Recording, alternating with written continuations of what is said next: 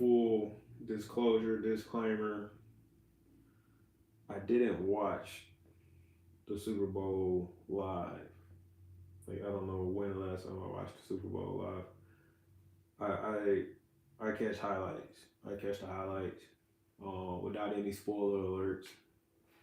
It's an art to it, but just being busy, being preoccupied with your own life, you know what I'm saying, your own game,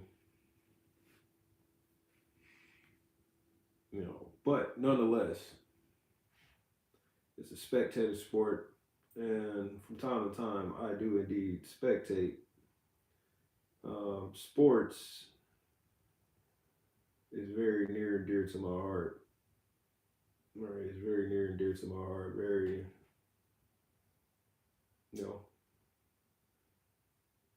not as huge of a fan of sports as I was when I was a kid for a number of reasons, but you know, I still appreciate it, and you know, it's for the most part a nice piece of mindless entertainment, if you will. Nevertheless, I want to call this little thought experiment. I want to call it "Think Like a GM." Right? Think like GM. Think like a GM.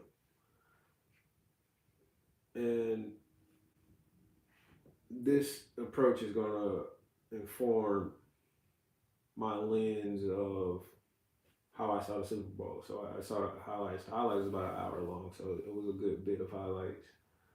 And just watching the game. So the whole philosophy behind before I go any further, I'm gonna explain like the whole breadth and philosophy. I'm gonna summarize behind think like a GM, like the concept, what I mean about that, right?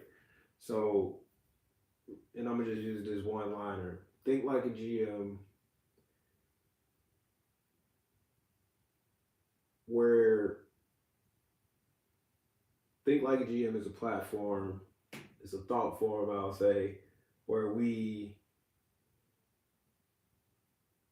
try to, by all means, try to see and anticipate and see the game within the game. So that's what I mean when I say think like a GM. So, and it's just, and to put it in common language, it's just a fun way that I like to analyze, you know, things that's happening within culture, things that's happening within sports, particularly. I grew up in sports, grew up shaped by sports.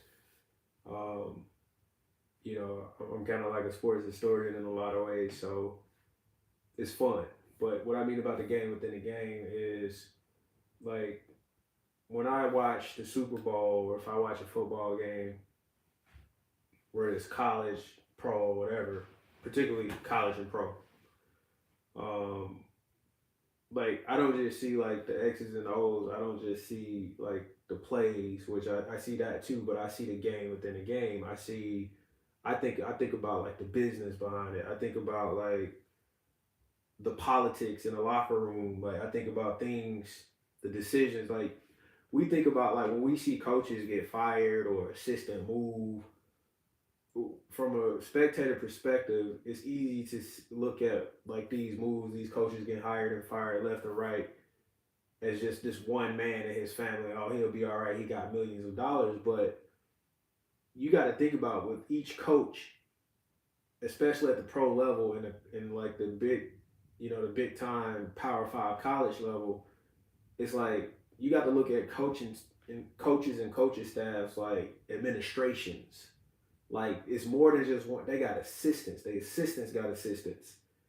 You talk about each one of these people is an individual. They got families, right? They got livelihoods. They got whole situations set up, right? Just like you, just like me. And you talking about hundreds of people, depending on how big the program is, or an NFL team. You talking about hundreds of people from assistants to people working HR, because these people bring in their own staff for the most part, right? Or in a lot of cases, they overhaul the whole thing. So it's not just one man or one person. It's a lot. So That's what I mean about the game within the game. Like even as far as strategy, right? Like because I'm more fascinated with strategy. I'm more fascinated with like game plans and like strategic edges and like so that's what I mean about the game within the game. So like watching Super Bowl 60, I'm looking at the highlights and stuff like that, just really having the time just to watch the flow of the game, the intensity, the what popped out to me. One, like I told Brian Says, shout out Brian Says. I told him before the Super Bowl started, Drake May is not that guy. He's not that guy. He was telling me they was comparing him to Mahomes or something like that in the season, early in the season. He is not that guy. I'm gonna be brutally honest. This is just my assessment. This is just my assessment. I'm just random talking hands on YouTube telling you to think like a GM. It is over for Drake May. It's over. And I'm just spitfiring here. It's over for Drake May. This is not one of those, oh, we built on something. We built on something with this young quarterback. We made it to the Super Bowl. He failed, but we gonna get it next time. This is not a Joe Burrow. He's not Joe Burrow either. And that's exactly what happened with Joe Burrow, right? Got to the Super Bowl, hopeful young quarterback, got there early, peaked, bloom, blossom. We'll get there next year. We'll try. No, this is different. You talking about the New England Patriots. 6, 7, however many Super Bowls. You talking about Tom Brady. It's a different level of pressure. It's a different level of pressure. You saw the decisions this guy was making. Yes, he was pressured. The Seattle front was playing all-time Super Bowl defense caliber defense. Facts. I'll give you all of that. But I seen more than a few throws where this guy is just literally throwing into a gang, throwing into a gang of Seahawks defenders. Like, that's not a good decision. It's just, and it wasn't just he was flustered, running out of the pocket, scrambling, looking for something, throwing a Hail Mary, just trying to, no, he was rattled. It's a different type of pressure. It's a different type of pressure. Vrabel never had an elite quarterback. Yeah, Tannehill down in Tennessee, they was winning. People credit him for reviving his career or whatever you want. I don't think that was all Vrabel. Look at his staff. I mean, who was his quarterback coach? Who was his offensive coordinator that developed him? Vrabel is a defensive guy. He played linebacker for the Patriots. He's not no quarterback guru. He's not no. Yeah, you got Mike McDaniels there, but Vrabel isn't an offensive coordinator. He's not finna save.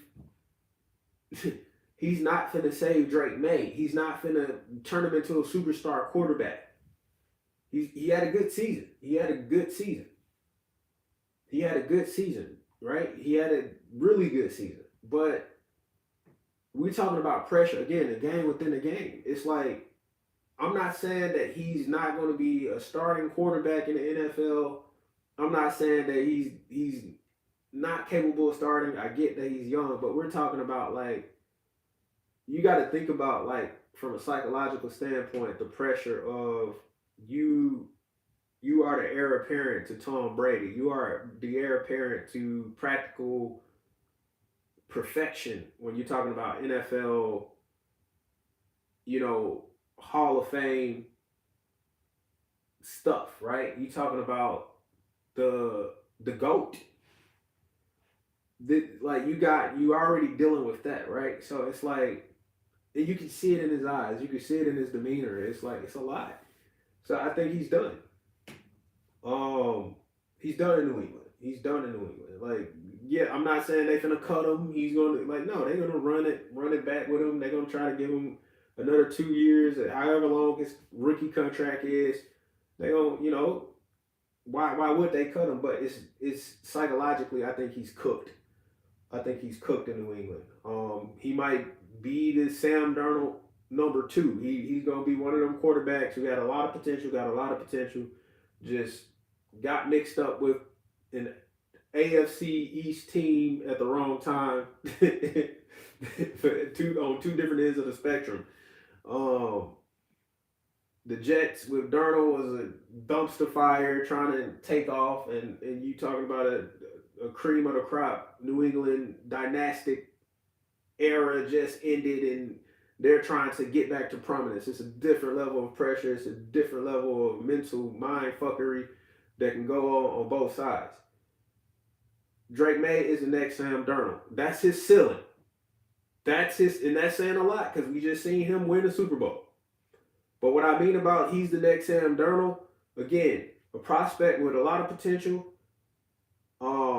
He's not no Patrick Mahomes. I don't know why Brian said that, but he's not that. I told him that before the Super Bowl started. He's not that. I was emphatic about that. He's none of that. He's him. You know, he got some qualities.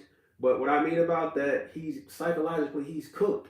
He's gonna struggle over the next 2 to 3 seasons, or however long his rookie contract is in New England. And they're gonna end up parting ways with him. He's gonna be a journeyman. Maybe he land in the system where he get another shot and he can start and play some playoff games or something. But like it's just a different psychological. You're not talking about if this was Denver. If he was playing in Denver, if he was playing in even Buffalo, if he was playing in any other team but a team that got that guy number 12 as the quarterback, you already had to deal with that pressure, right? And by de facto, yes, it's a new era, it's a new coach, it's new, but it's still the Patriot way, and it's still an extension of that Patriots dynasty because Vrabel came up in that system. He played linebacker, so it's an extenuation, it's an extension of that whole Patriot way. And like I don't know why people act like it's new. No, it's not Belichick. No, it's not Brady. But you still got McDaniels there calling the offense. That's from the Belichick tree. You got Vrabel. He played in Belichick defense his entire career, however long he played there. So that's a lot of pressure for a young quarterback. And and we seen a microcosm of that pressure from that Seattle front. And so that's one observation I have that, and I'm going off the limb with all of this. I don't care. Think like a Jim. We just having fun with this. But yeah, my big takeaway, May is done in New England. Seattle defense wins championships. I think what the Seattle defense did. So everything in this game had a chain effect. And we're going to talk about immediate NFL impact and chain effects, like I just said with May. It's a chain effect around the league. Like that's how that stuff happens, right? The game within the game. That Seattle defense. One thing about Seattle, I've observed over the years that I've been watching football. I've seen.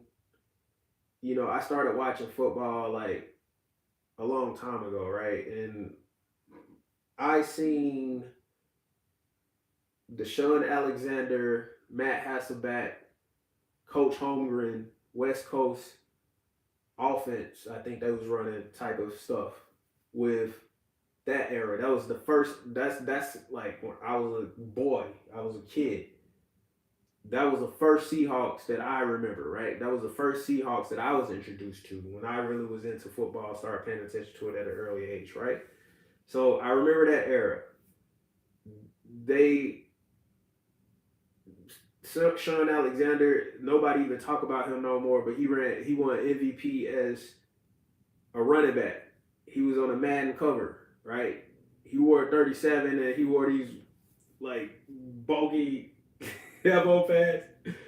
Bro had no swag on the field, but that dude was a monster, at least for that year, man. Like that Sean Alexander season was crazy. Then you had LaDainian Tomlinson running around. Boy, that era of running backs was like, in my opinion, all time. Like if you just go, like it was like 2002 to about 2000. 9 non-stop. Man, they had some dogs. But anyway, Seattle Seahawks, that era. Then I seen the Legion of Boom. And now this era. One thing about the Seattle Seahawks, right? It's like they have these, and then a whole connection with the Pope. Every time there's a new Pope, the Seattle Seahawks make it to the Super Bowl, at least for this uh, century, right? And that's crazy how many Popes we don't have this century. That's a whole other conversation. But one thing I noticed with the pattern of those teams, right? Like, because the first Seahawks with Hasselbeck and Sean Alexander and Holmgren, like they made it to I think it was Super Bowl 40, and it's crazy. 20 years later, Super Bowl 60. So I remember that they ran into those Steelers who had Jerome Bettis, and they was playing in Detroit.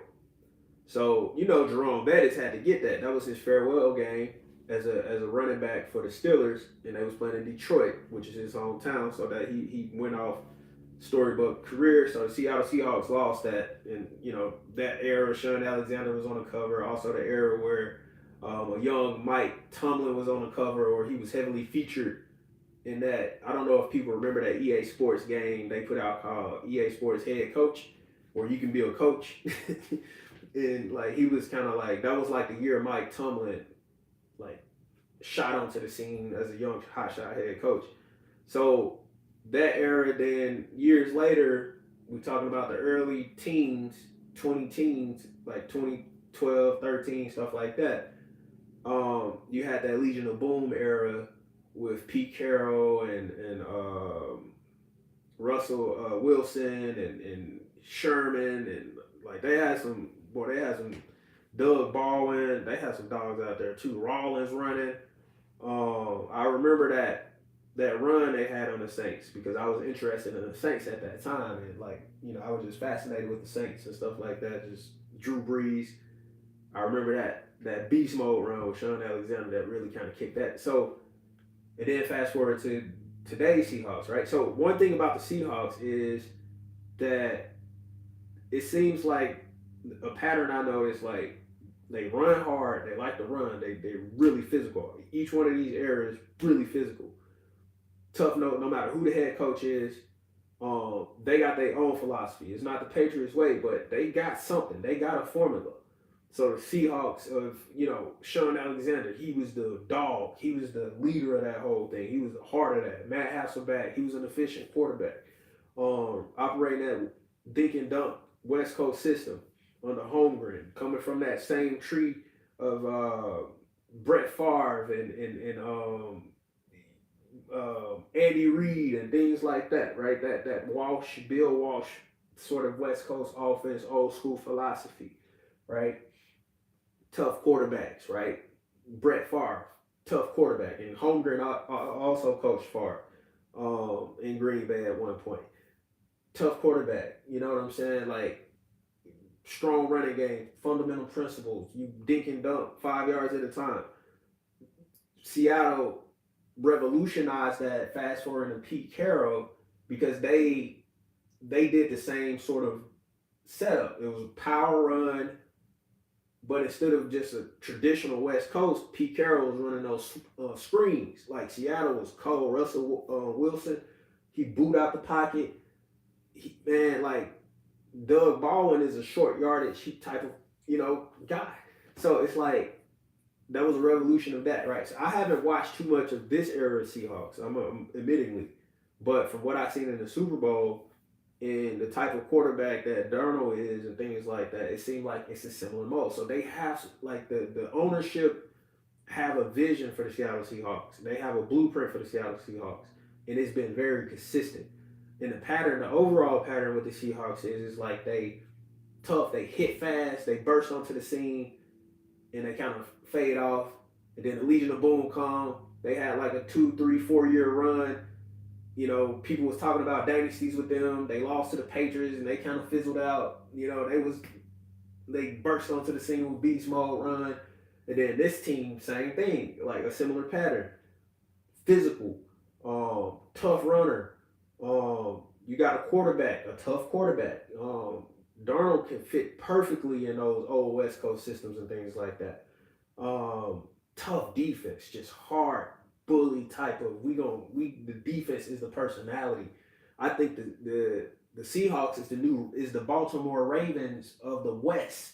They're the Baltimore Ravens of the West Coast. They're both bird logos, um, port cities, seaside cities. You know what I'm saying? Inclement weather. You got defensive personalities with these teams. Um, like so I think that's the NFC version of the Baltimore Ravens. Smart ownership. I mean, at least that's the reputation for the Baltimore. Smart ownership, competitive. They both got two Super Bowls. I think I think the Ravens got two or three. Ray Lewis. Yeah, two, because both of the Super Bowls that the Ravens ever had was with Ray Lewis, early 2000, I think 2000, and then when he left. Speaking of San Francisco, where this Super Bowl was played, but yeah, so the patterns that I noticed, um, or the domino effect or the chain effect that's going to happen with this Super Bowl is defense. I think, and they call it a copycat league. I think the guy in Minnesota, what's the coach name? Flores in Minnesota, the guy that was head coach with the Dolphins, and he sued the NFL for racism and things like that, and nobody wanted to hire him. He went to Pittsburgh under Tomlin for a year or two, maybe, and then he got a defensive coordinator job here in Minnesota. Um, Flores, the Seahawks just got Flores a head coaching job. I don't know if it's gonna be this year. I don't think so. It could be. I don't know what deadline they're at in terms of hiring coaches and things like that. But he got a job, right? Because like they always say with the NFL, it's a copycat league. It's a copycat league. If this team win the Super Bowl, has success with a young offensive minded head coach, guess what? Next year, we seen that with Sean McVay in LA. He was the wonder kid, offensive young guru, and you know next year everybody was looking for the next Sean McVay. We seen it with the Wildcat offense. Talk about copycat. We seen. I remember that Wildcat era. That era was crazy. It really was a Wildcat era. Um, we see these trends that happen, right? Because it's a common principle. If it works for you, it could work for us. We just copy the blueprint. So defensive coordinators across the league, defensive minded coaches, like I'm talking about like really top level defensive coaches, they have just earned, I'll say at least a few more millions in their potential value because of what we've seen with the Seattle Seahawks defense and this defensive performance. That's now defense. If this was a stock market, I'm very bullish on defensive orientation, and we already said it. I think the defenses in the NFL has. I'm almost willing to say. I mean, we've seen so many years of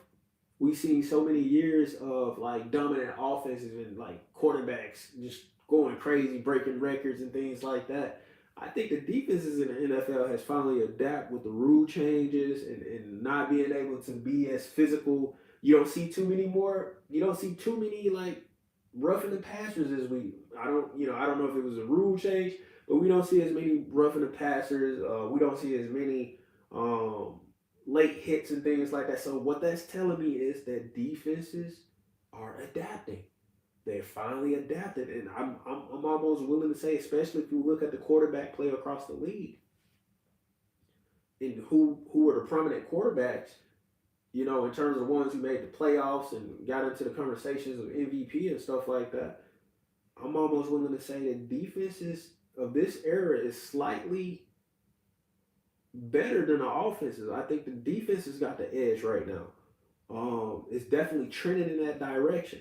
So the point that I'm making is the Seattle Seahawks just made a lot of money for defenses and defensive coaches and defensive minds across the league, right? It's because it's like that's the premium now. That's the going rate. If they would have came out and just went crazy and things like that on the offensive side of the ball, or the running back with it, and the running back for Seattle balled out.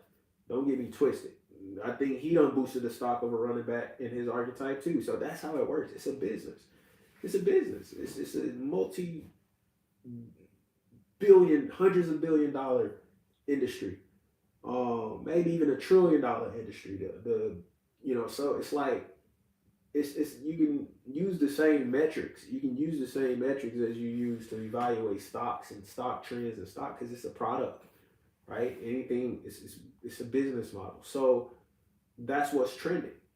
So I think Flores, he's gonna get a coaching job soon. I don't know what the legal situation is with his lawsuits and stuff that could interfere with things. And we've seen it this go around. We've seen Sulla get a job again in Tennessee. We've seen Baltimore. They went back with a defensive minded coach and mentor, getting him from I think LA. I'm not sure. I'm not sure. I think LA, the Rams. I think he was with the Rams out there, and now he's a defensive coach. We look at who else when they got a defensive coach. Um, the Dolphins when they got a defensive coach. I'm not sure. I don't think I remember who the Bills hired as their coach. I think Brady. I think he was the offensive guy. I think they just kind of promoted him because he was under McDermott. Let's see, who else had to get a coach? The Steelers got a new coach. Or not a new coach. They went and got Mike McCarthy. I don't know. Oh no, I'm not excited about it. I understand it. I'm not saying, if I'm telling you to think like a GM would, I would have made that move to go get Mike McCarthy. That move doesn't tell me. And look, again, this is why I say think like a GM. Think about the game within the game. Like, we got to think about the philosophies of the owners of these teams, right? This isn't the Steelers is a very conservative team in terms of how they do business. It's a family oriented, small city type of close knit type of environment. Once you're a Steeler, you're always a Steeler. Is the ethos around those parts. So it's not a mom and pop operation, but it is kind of like that, and they're related to the Giants, owners, and the Mara Rooney, and she's an actor. Look her up. Boy, I'm telling you, this knowledge go deep with this stuff, man. But she played in House of Cards. Talk about the game within the game. That's a crazy pull right there. But anyway, that's not their philosophy. Their philosophy, they haven't been a team to take chances or risk, right? They don't take. Yeah, they hire black coaches. They got the Rooney Rule and things. You could say that's a social or political risk, depending on how you look at it. But in terms of how they do business, in terms of acquiring players and coaches, they have a standard, they have a system. They don't make too many. They will go with a young coach. We seen with Bill Cowher, we seen with Mike Tomlin. They will go with a black coach or a coach of some other ethnicity. But in terms of making, rolling the dice and going, let's go get the new innovative this or that. That's not their style. They're very conservative. So, I'm not surprised by the Steelers going to get Mike McCarthy. I'm not excited about it. I mean, if you're a Steeler fan and you understand the Steelers, you haven't been excited in a long time. That's you had a coach going 8-8 for the past 35 years, bro. Like 8-8, 8-9, 9. I mean, not 8-9 because he never had a losing season. 8-8. 9-8, 9-7 or whatever. You had a coach that was teetering on the brink of, the standard was just above 500, right? So that's nothing to get excited. That's not exciting, right? It's not demoralizing. It's just exactly what the vision of the ownership philosophy is. It's,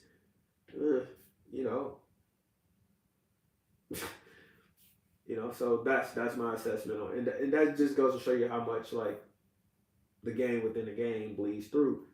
So Steelers offensive coach, whatever offensive coach, but it was a very defensive move. It wasn't like we're on an attack. We finna make a move in this division. We finna go aggressive.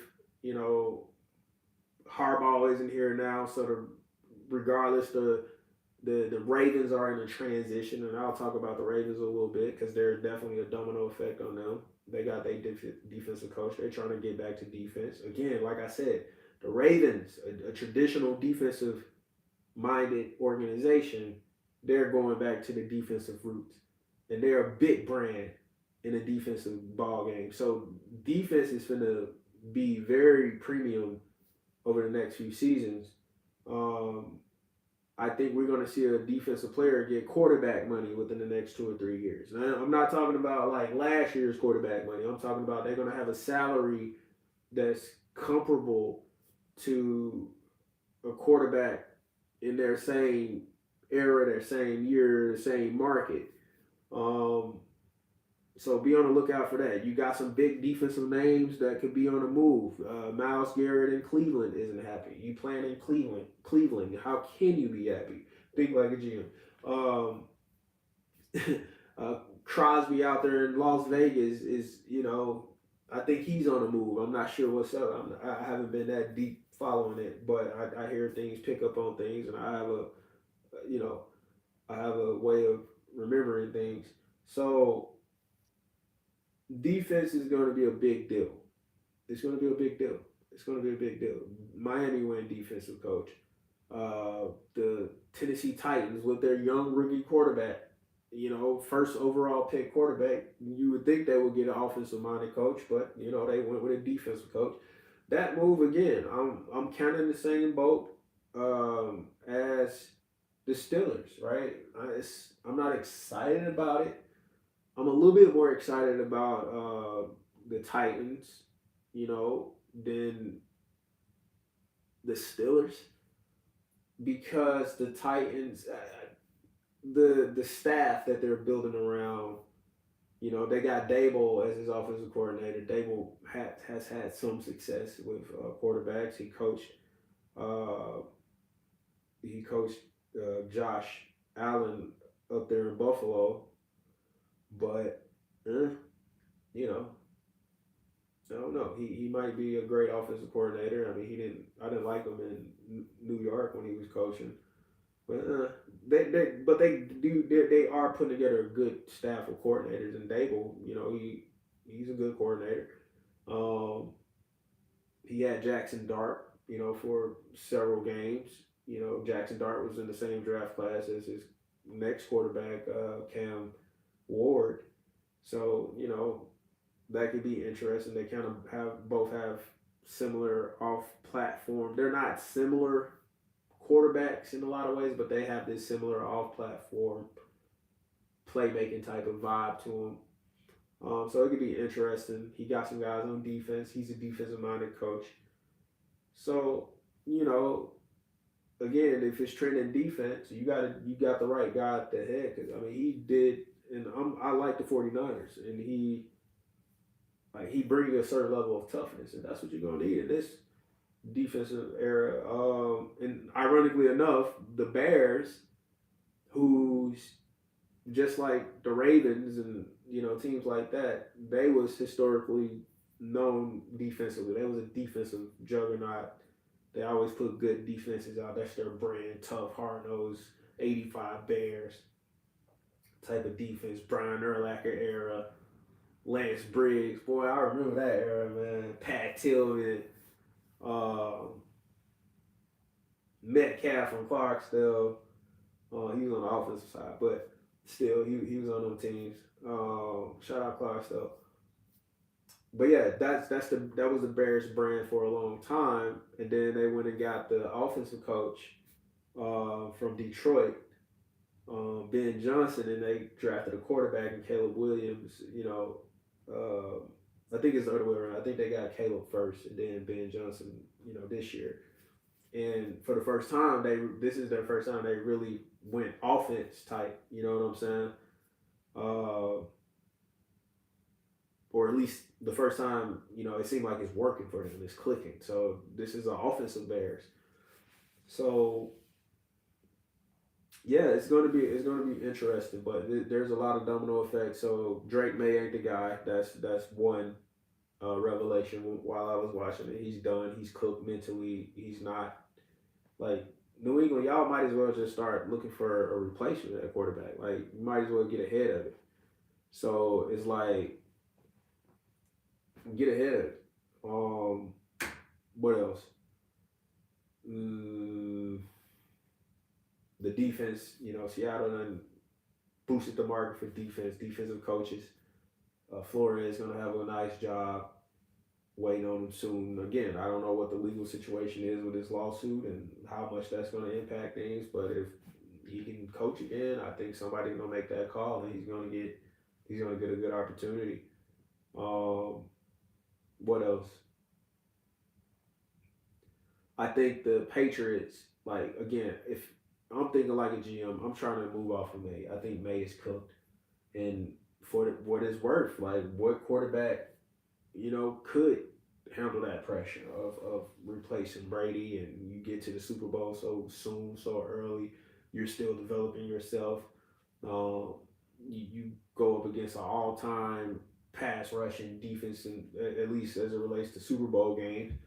Um, you're rattled, you're cooked, you threw some interceptions mentally. Like he's gonna have to do a lot of work mentally, right? It's not even about the playmaking abilities. He's an NFL quarterback. He can throw a ball. He can run the ball. He has nice size. He's athletic. He can play ball, but it's like the mental game, the game within the game, right? The game within the game. How much of that, you know what I'm saying? It's like that's a lot. Like that's a lot, yo. And it's other components I'm probably not even thinking about right now, but I just don't see him as that guy. I don't see him as that guy, and I've been that way, right? Right before the Super Bowl, shout out Brian says, ask him what I say. He's not that good. He's not that guy. Um, it's been a lot of players have seasons where they're in the MVP conversation and even win it. Like I said, Sean Alexander. I mean, things happen with Sean and things like that. I think he dealt with an injury and stuff, but things happen. It's MVP one year. Can you do it again? Can you do it again? Can you consistently be in the conversation for MVP? That's not Drake May. I don't see it. I didn't see it in his eyes when he was making the mistakes tonight. What else? 49ers, a team that I hold near and dear to my heart, an organization that I hold near and dear to my heart. They're not going to get it with Purdy. Stop playing with this Purdy experiment. I like Purdy. I do, but keep him as long as you can until you can find something, like till you can get your guy. But I think we got again, the 49ers is near and dear to my heart. Yes, they had injuries. Um, should you give? I mean, they paid him. I think they paid him. You got to ride it out. I don't think they're going to go aggressive and go hard for somebody else. Um, Maybe they can trade him. I just think I'm starting to see Purdy. I've been kind of seeing him as a bridge. I mean, he was his seventh. And look, you can, and he's under a similar. People don't talk about this, right? But he's under a similar. It's not as. It's not as nowhere near the magnitude of being the literal guy that replaces Brady in New England, like May, but he kind of has a similar. They're trying to paint him as he was Mr. Irrelevant. He was the last person picked in the draft. Brady damn near was the last person picked in the draft. He was 699 or something like that when he was drafted. Um, so you talking about guys that everybody overlooked and they was almost undrafted and uh, they burst onto the scene. So that was kind of a narrative that I remember when he first starting in San Francisco, Brock Purdy. People was kind of making those connections and trying to run with that comparison. Oh, he's the next this and that. next Brady because he was picked last, but there's a reason why he was picked last, right? I mean, and I'm not saying that, fuck it, I don't know what I'm saying, but again, disclaimer, right? You don't know what I'm saying. I don't know what I'm saying. Don't take it personal. It is what it is. Take it personal. Take it wherever you want to take it. But anyway, Purdy, like, I think the Seahawks, if I'm the 49ers, if I'm thinking like a GM with the 49ers, man, I'm like, can we, and look, I don't know where their cap is. I'm just saying, like, I'm just spitballing here. I don't know if they can afford it. I don't know how it works, where they at on cap, where they, whatever. I'm trying to see how I can get Lamar Jackson. I'm trying to get Lamar Jackson. I'm trying to get. I would say. I, I would say Josh Allen, but the reason why I say Lamar Jackson is because you hear things. I've heard things through the years. He's not. It don't seem like he's been too happy in Baltimore. You remember that when he was the last time his contract was up, it was rumored he wanted to go back to Miami. They ended up signing and working things out, on paper, but it's like it's something to those rumors, right? And I don't think Lamar Jackson at the time tried to, dispel a lot of those rumors, right? It's something there. I've heard things that him and Harbaugh didn't really see eye to eye or whatever. I don't think him and the owner is on the same page. If you go back to Bashadi's interview or press conference he was giving, and he was talking about if Lamar want to be a part of this, the way he said it, his tone, it don't seem, for whatever reason, they don't seem like they're on the same page. And even with this cycle, I've heard things. There's a new coach. There's a new regime coming in. Is Lamar Jackson and his new defensive minded coach, are they going to gel together? You got, I think the window is closing fast in Baltimore. Derrick Henry is, I think, I don't know how long you have left with Derrick Henry. Who is their receivers? You got Zay Flower, Mark Andrews. He don't have an elite. They don't. That's one thing Baltimore don't do. They don't invest in receivers. That hasn't been their history. So and it probably could be the same thing in, probably a similar situation out there in San Francisco. San Francisco don't really got no targets, but you got Kittle. I think he's getting older too, but I think he's a tier ahead of Andrews. But I'm going bold, man. Like I don't know how much of a fit he'll be, but the point that I'm making is if I'm San Francisco, I need to go. I need to go for a quarterback. I need a quarterback. Like I get Shannon. Like, could you imagine Lamar Jackson and Shanahan? Like, man, like that'd be crazy. That'd be crazy. I think. Mm, I'm gonna say this. I'm gonna say this for the record. Chicago got a quarterback in that quarterback room. That I don't know if he's. I think he's the number two quarterback. Bagnett is his last name. That white boy can play some quarterback. That white boy can play some quarterback. I seen him. I seen him. I seen him play. I seen him play. Like I seen him. Like if he's a sleeper, yo. I think I just seen him play. I seen him play. I seen him conduct himself. I looked into his story a little bit. Uh, and I could be completely wrong, but for whatever reason, what I saw left me believing that that guy is a hidden gem, and he's backing up Caleb Williams. I'll take a look at that guy. I'll take. I'm not saying that I'll put him over Purdy right now or anything like. I haven't seen enough, but what I've seen left me feeling like this guy can play quarterback in the NFL. He can start, right? He can start. Like he got something, right? Um, I'll definitely like. He's on my list. Bagnett. Uh, but if I'm the 49ers, man, I like we gotta go because I think it's probably already over for San Francisco under this current configuration. Again, they're near and dear to my heart. I love me some 49ers. I love their colors. I love everything about their history. Like, you know what I'm saying? Like what the organization represented. I got a lot of respect for them. Um,